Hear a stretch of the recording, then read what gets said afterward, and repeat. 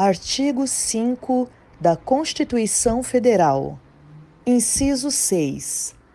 É inviolável a liberdade de consciência e de crença, sendo assegurado o livre exercício dos cultos religiosos e garantida, na forma da lei, a proteção aos locais de culto e às suas liturgias. Inciso 8. Ninguém será privado de direitos por motivo de crença religiosa ou de convicção filosófica ou política, salvo se as invocar para eximir-se de obrigação legal a todos imposta e recusar-se a cumprir prestação alternativa fixada em lei. A paz do Senhor, que Deus abençoe a tua vida, amém? Você que tem a Bíblia, abra lá em João 5.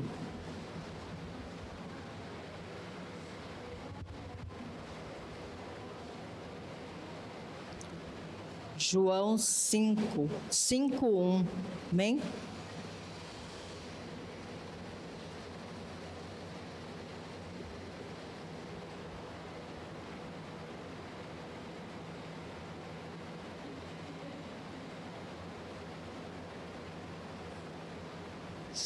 Amém? Estar lendo.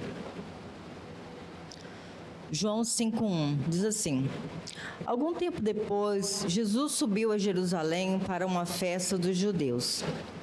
Há em Jerusalém, perto da Porta das Ovelhas, um tanque que em aramaico é chamado Betesda, tendo 5 entradas em volta.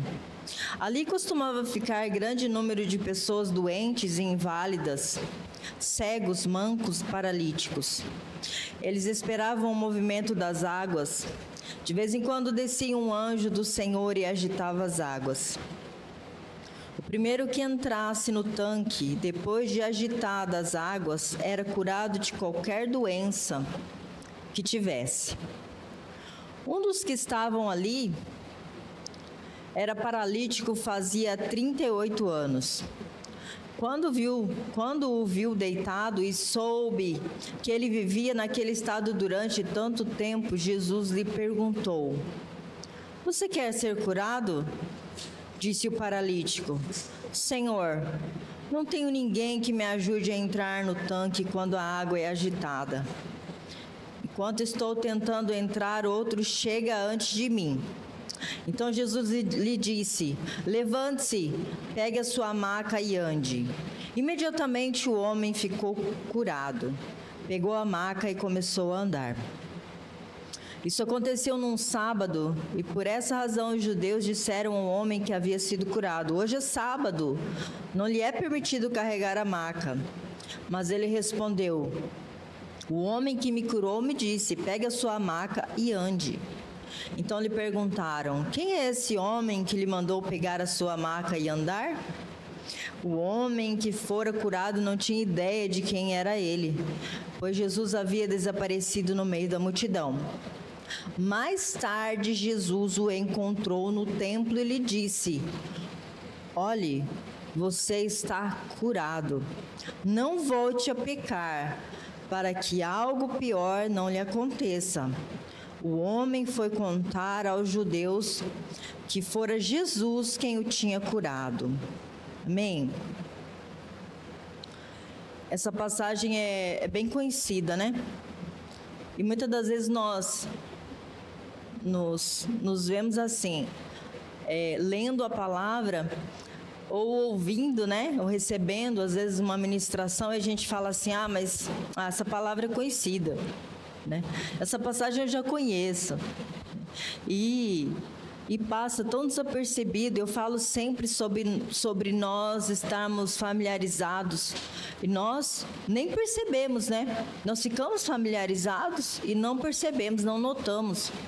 E eu estava essa semana meditando nessa passagem E aí eu comecei a pensar, né? Quando você começa a meditar é isso, né? Você ficar pensando, você ficar imaginando, você se colocar naquela situação, naquele lugar, naquele ambiente. E às vezes a gente lê e não para enxergar em cada milagre, em cada situação, em cada história da Bíblia, existe uma lição tremenda e poderosa para as nossas vidas. Não é só uma passagem, né? Não é só mais uma leitura sobre Jesus ter curado alguém. Mas aí você começa a meditar e desejar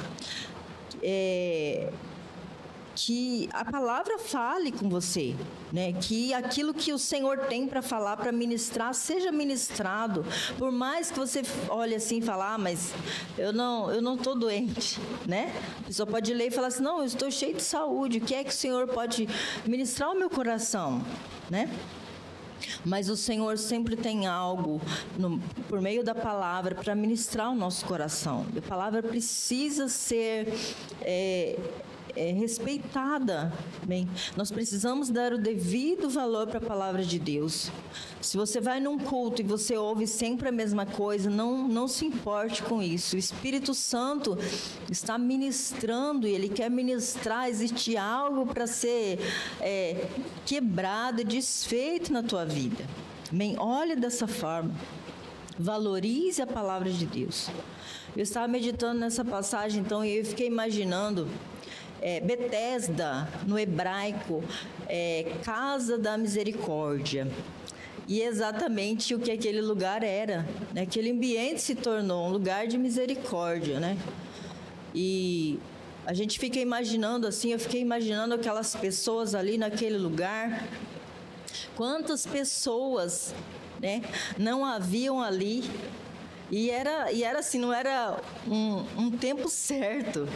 Era em algum momento ali a água seria agitada, né? E naquele momento a primeira pessoa que pulasse, que entrasse, seria curada. E eu imagino a expectativa, né? A expectativa daquelas pessoas ali. Mas havia a expectativa, havia a esperança, mas havia também ali, eu imagino, uma rivalidade tão grande. Você imagina, você se coloca no lugar, você está ali precisando, necessitando de uma cura, né? Ali existiam cegos, paralíticos, mancos, né? Como a Bíblia diz, e a pessoa estava ali naquela expectativa e ali eram todos, vamos dizer assim, naquele momento era todo mundo inimigo, né? A gente não pode ler a palavra e, como a gente sempre diz, romantizar as coisas, né? Ah, não, estava todo mundo ali no maior love, né? No maior amor. Não. As pessoas estavam ali com tanto desejo de receber. Esse homem que foi tocado por Jesus, fazia 38 anos que ele estava naquela situação, 38 anos paralítico.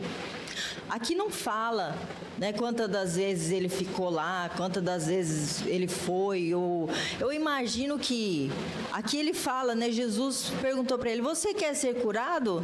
Ele falou, Senhor, eu quero ser curado, mas eu não tenho ninguém que me coloque, né? Porque na hora que a água é agitada, alguém vai no meu lugar, né? Vai primeiro do que eu, porque não tem ninguém para me ajudar.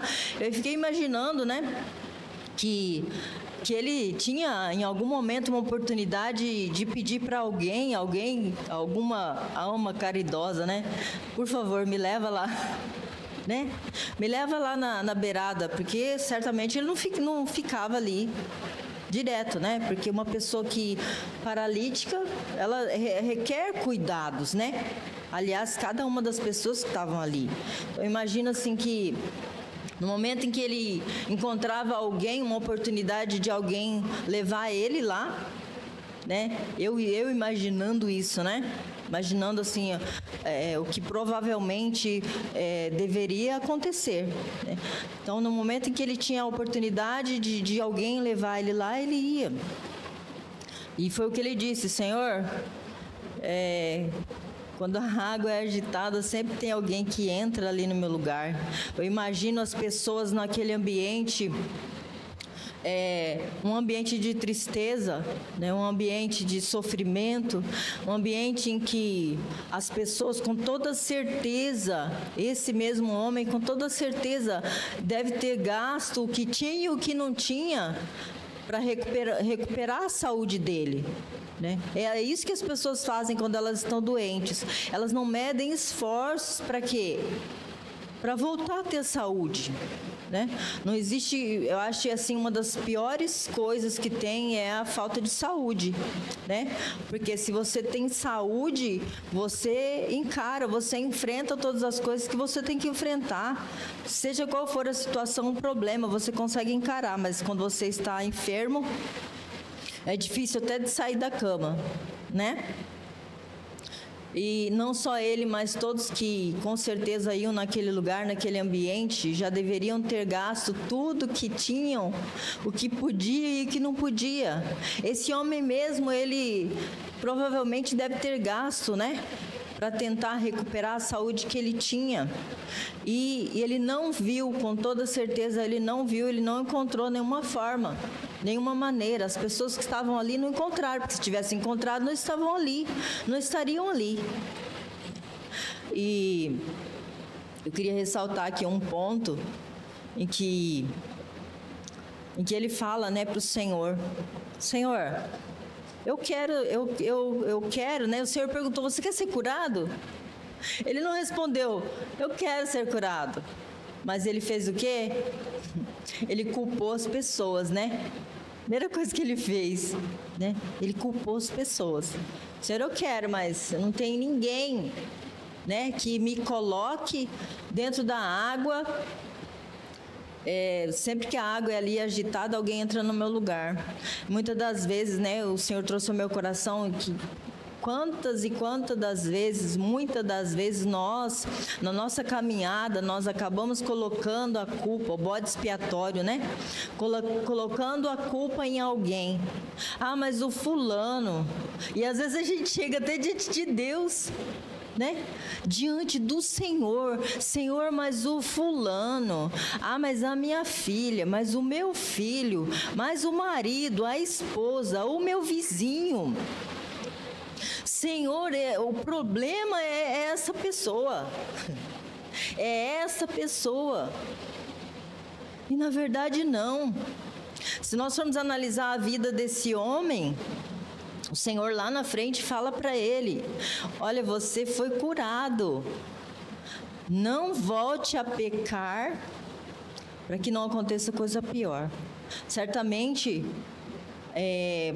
né, esse texto nos faz entender que houve em algum momento algum tipo de pecado que levou esse homem para o lugar onde ele estava, que o levou a ficar durante 38 anos ali naquela situação, paralítico.